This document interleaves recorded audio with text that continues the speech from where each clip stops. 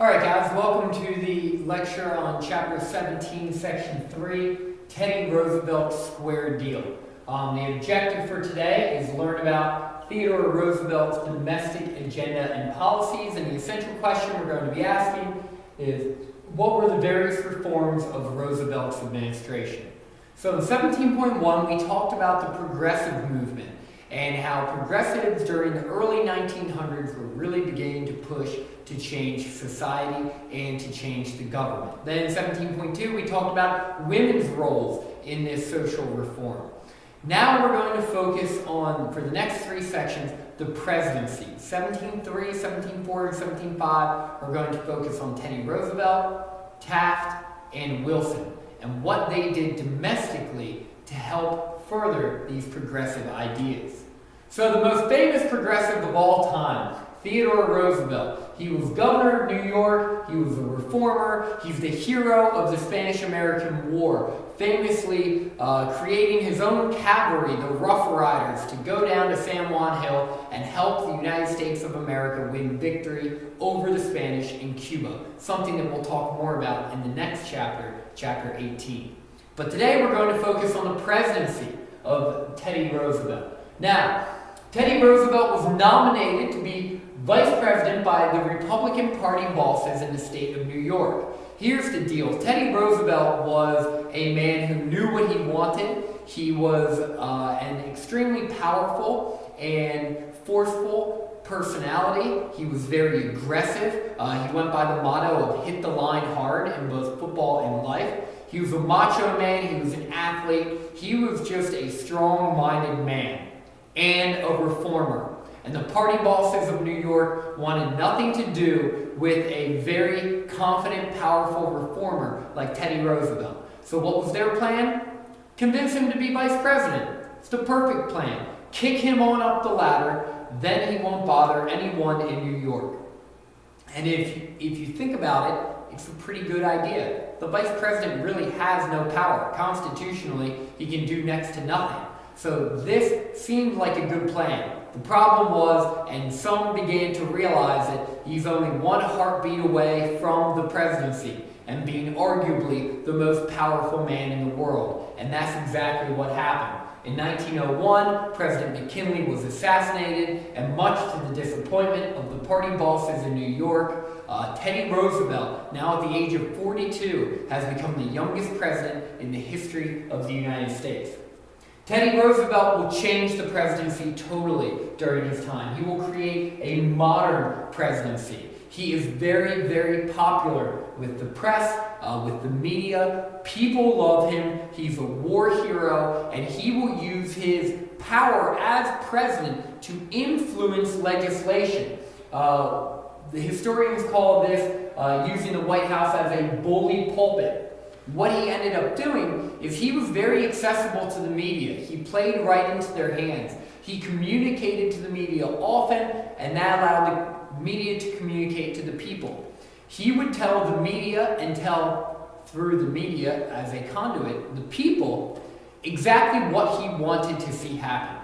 This would then turn public pressure back on the legislature, and he had a huge amount of influence on the different laws that were passed during his presidency. Because he was so popular, he could convince the people to get behind different progressive initiatives. And that's exactly what he was able to do. He used his bully pulpit to tell the people of the United States that he's going to give them a square deal or a fair deal. Up to this point, he said, you've been given a crooked deal. You've basically been cheated and you've been used and abused, and I am here to stop that. But Teddy Roosevelt realized that as president, he needs to use his federal power for good. Teddy Roosevelt firmly believed that a strong federal government is the best way for a country to be successful. And as president, he's the one that is able to implement this strength. The first example we're going to talk about is arbitrating the 1902 coal strike. There was a coal strike in the United States in 1902. The owners of the coal factories refused to give in, But as winter came and everything began to get colder, Teddy Roosevelt realized it was in the best interest of the United States to mediate this strike. Instead of sending the army out or dragging them into court, he called the representatives of the union and the representatives of the coal mine. He brought them together and he had them mediate a solution to it. The workers got a 9-hour workday, a 10% raise, and they agreed not to strike for 3 more years. This was an example of Teddy Roosevelt being willing to use his position as president to do good. Teddy Roosevelt actually won the Nobel Peace Prize negotiating an armistice between Russia and Japan while president. So he was not afraid of using his position, his powerful position, for good. Another example of that is trust busting. Teddy Roosevelt recognized that there were many trusts in the United States that were monopolizing different industries and hurting the overall common good of the United States. Businesses like Standard Oil, which used crooked business practices, they were bad trusts. Those were the trusts that Teddy Roosevelt went after and broke up. He passed a few different laws limiting the powers of trust, and he began to break them up and allow more competition in the market. Those good trusts that weren't really crooked businessmen, he didn't really bother with them. He sort of picked and chose which ones he wanted to deal with. And then lastly, railroad regulation, which I'm now realizing says Railroad, and I will fix that. A bit embarrassing, but I'm not going to stop the video and start over for it. Things happen. At this time, we talked about, in 1887, we talked about the International or Interstate Commerce Commission, which was set up through the Interstate Commerce Act. Remember, this is the commission that was supposed to regulate railroads, regulate this interstate commerce, make sure that the railroads were acting in good faith and not cheating people out of money. The problem was these railroad companies could take the government to court and tie them up in court for years and years, so it wasn't a very effective piece of legislation. Teddy Roosevelt decided to add teeth to the ICC, and he actually began to enforce these regulations. And he passed the Hepburn Act of 1906, which made sure railroads could no longer give rebates to different companies, which was basically a way of bribing those companies. Now, this once again will create more competition and will enhance the common good in the country. So, with more reform, now social reform, Teddy Roosevelt famously in 1906 pressured Congress into passing the Meat Inspection Act.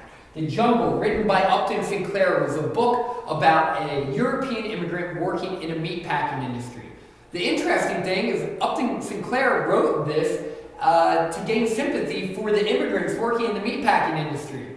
But what happened is people read the book, they realized how disgusting the meatpacking industry was, and they no longer had sympathy for the immigrant. They were worried about what was going into their stomach and what they were eating. And some of the things that they were doing in this meatpacking industry were disgusting. And so Teddy Roosevelt passed the Meat Inspection Act during this time, which the federal government would go around to different meatpacking plants and make sure that what they were doing was on the up and up and was not harmful to the consumer.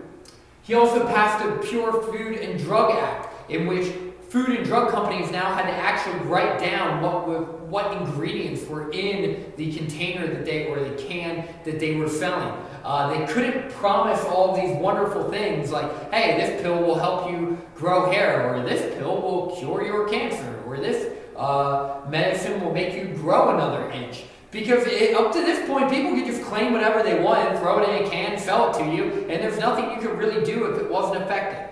No longer did they have to do that. No longer were they allowed to do that. Now, was this as strict as the different laws we have today? Of course not. But it was definitely a step in the right direction. I told you Teddy Roosevelt was a real athlete. Well, he was an outdoorsman. He loved the outdoors. And actually, after his 7 years as president, he's going to go to Africa just to shoot some wild game for a year because that's something that he wanted to do.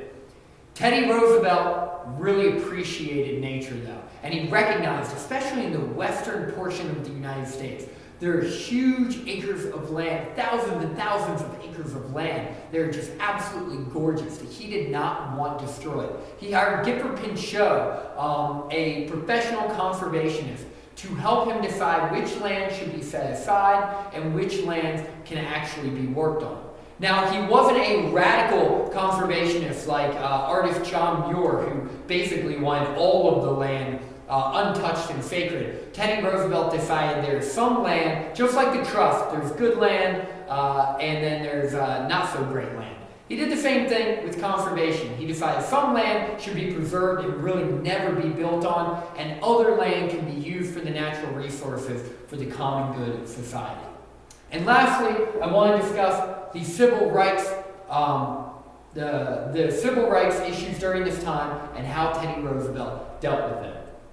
Teddy Roosevelt was pretty ambiguous on civil rights. His dad was actually an abolitionist, but his mother was much more conservative when it came to racial relations. Teddy Roosevelt, although very progressive in trying to, enact all of these laws to help society, really did not do a lot for African Americans at all. And that's disappointing that he really did it. And actually, all three presidents we're going to talk about during chapter 17 didn't do much for African Americans, with Wilson being the most embarrassing of all of them. W.E.B. Du Bois and Booker T. Washington were still two leading faces of the African American movement at this time, and W.E.B. Du Bois, along with other African American leaders, established the NAACP, or the National Association for the Advancement of Colored People.